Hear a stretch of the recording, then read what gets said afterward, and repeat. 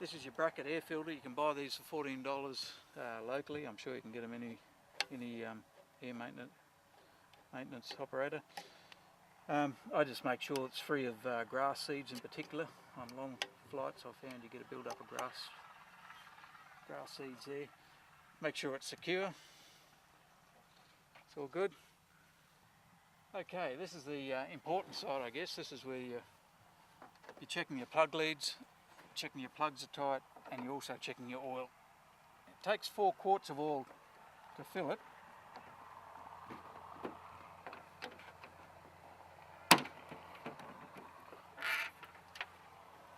Okay, that's the same as the other side. You've got a little bit more room down in here to get a spanner in. So I'm checking that nothing's loose up in here. These are what they call massive electrode plugs. Unlike a Jabiru, you can use, I think, car plugs in them. These are aviation specific, and they're about $30 to $40 each. Look, I've never had to replace them in the 3 years I've had it. Obviously they get cleaned and gapped every inspection. I do carry a couple of spares, you never know. Again, check your pipes, make sure they're all good. Check your magneto, make sure it's not loose. And this is your oil filler. I like all planes from this vintage, they try to squeeze a lot into a small space. Okay, what I do is I wipe the stick as I come out so I don't drip any. Holding it over, and what I'm looking for is, there's your full mark, your 4 quarts. 3 quarts is there. I'm above 3 quarts, so look, that's fine. Occasionally I've overfilled it. All it does is just blows it out through the overflow hose, and it'll always settle back to its natural level, which in this case is 3 quarts, just above, as you can see. And that, believe it or not, is a good healthy 64-year-old Continental oil colour. You can put in clean oil, an hour later it'll end up like that. Thing to note about these Continentals, these early ones, is they didn't have oil filters. You can get a mod for the A75, I think, and the 85, 90, where you can put an oil filter on the back. But these ones didn't have an oil filter. That's obviously not a problem. They're still chugging along, these engines. What it means is you have to do a close visual inspection. Just have a look for sparkly bits in there. There's none in there, as you can see for yourself. Little word of advice: make sure once you put the tap on that it goes click all the way. I have done a circuit with that not clicked in. Just check for nicks and dings. Just check that your stays are tight. Do a visual check on the wing strut attach point, which is good there. I like to physically give it a shake. Just check your brakes. Make sure your brake cable's attached. You can actually. Oh, you can't check from there. Check your leading edge, looking for dings and bumps. When I come round here, I'm starting to check the aileron attached cables. I'm looking at their tension, reasonable tension. Where they disappear into the wing, I run my finger along to make sure none of the cables are fraying. I'm looking for signs of rust and corrosion. They're all good. I like to physically check that this here is firm, and I'm looking, of course, on this side for the split pin. Make sure it's lock wide. Cover panels, you make sure that they're all secure.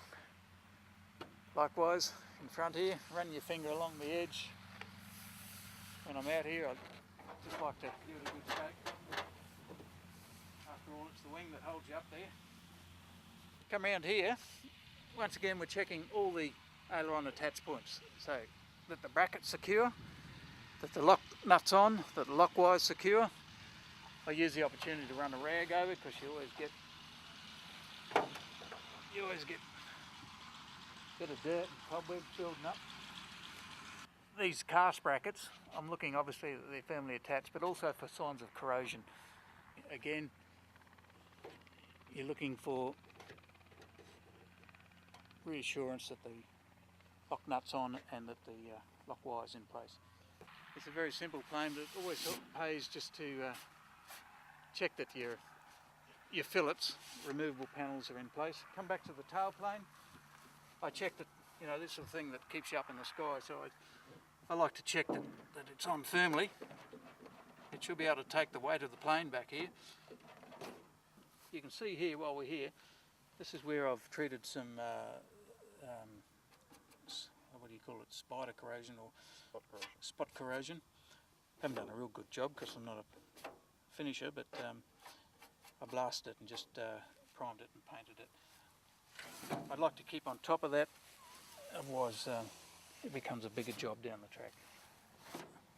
I'm checking the rudder, that it's firm. I'm checking once again that we've got 3 unobstructed movement and that the attached nuts, in this case they're lock nuts, not lock wires. You can see them in here. I like to physically put my finger on where I can. And this one's a bit harder to get to, but I can see it down in there. Tail wheel, again, make sure your springs are attached securely, that your rudder attach cables are lock wired, lock nuts in place. This one's a solid tyre, so there's not a lot to look for.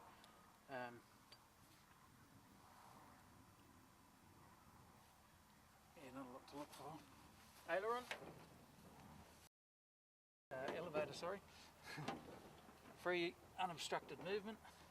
Make sure your lock wire and attach nuts are in place. Of course you don't move that. Petrol cap. We repeat the routine for the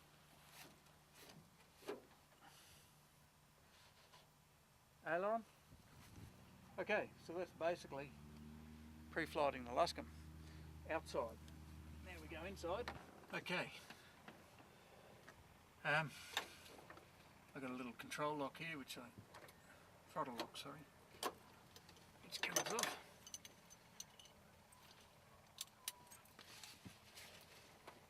And stows on the side here.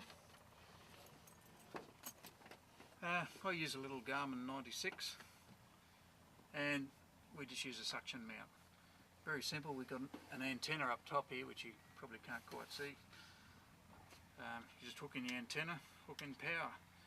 Power is run off a little motorcycle battery, little 12 volt battery lives up in there. Just charged it up the night before, that used to be a glove box. Okay, power just goes in the back here.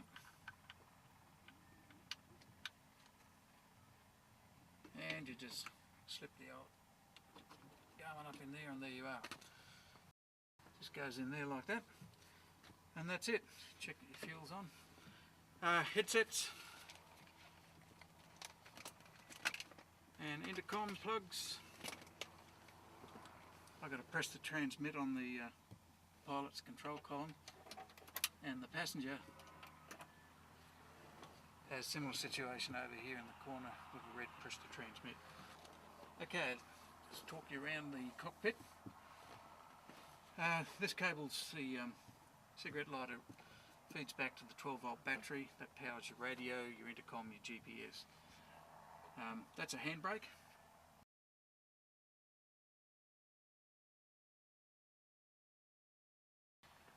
Pilot only has toe brakes, heel brakes, and they operate differentially, left and right.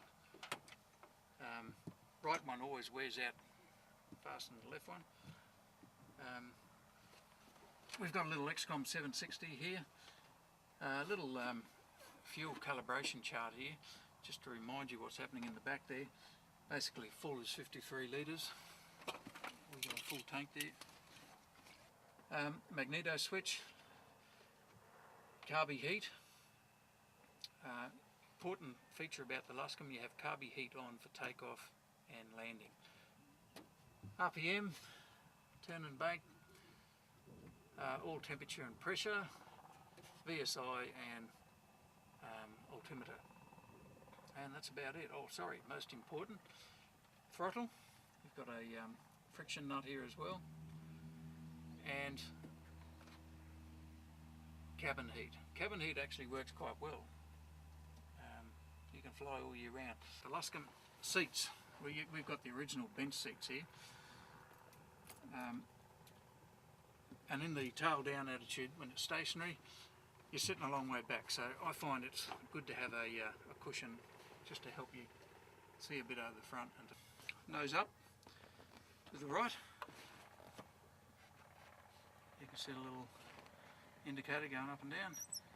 Nose down to the left. So for most purposes, you just leave it centred. Okay, starting's very simple.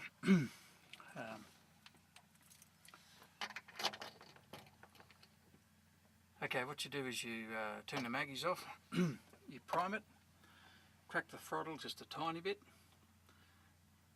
I go out, pull the prop through a couple of times, 8 times I do. Some people say 4's all we need, 1 charge. Habit, I do 8. Call back all clear. If it's all clear, switch on to both maggies. Give it a flick and it should go. So let's give that a go, okay? So switch is off. Fuel's on.